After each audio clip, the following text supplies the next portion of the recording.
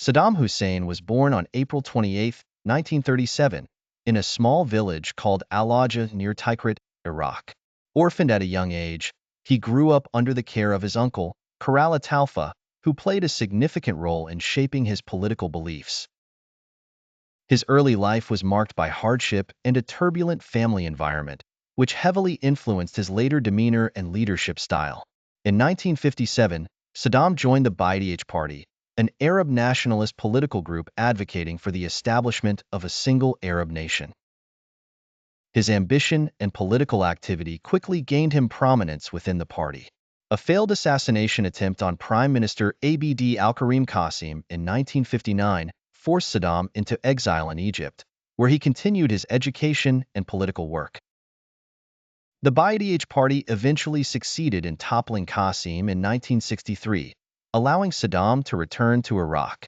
However, it wasn't until 1968, after another successful coup, that Saddam's rise to power began in earnest.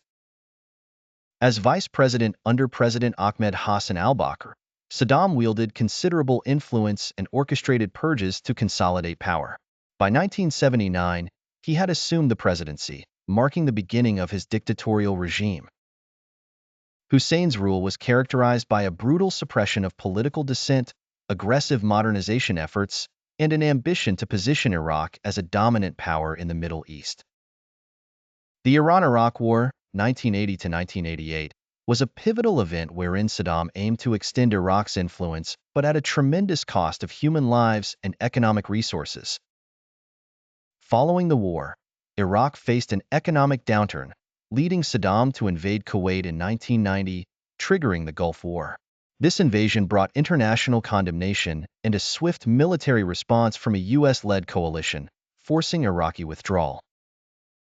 The 1990s were marked by severe economic sanctions and internal strife, but Saddam maintained his grip on power through fear and propaganda. His defiance against international demands for disarmament and transparency led to the 2003 U.S. invasion of Iraq. Saddam was captured later that year and subsequently brought to trial.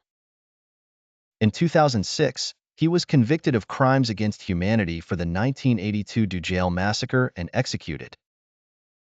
Saddam Hussein remains a controversial figure, symbolizing Iraq's turbulent history of the late 20th century.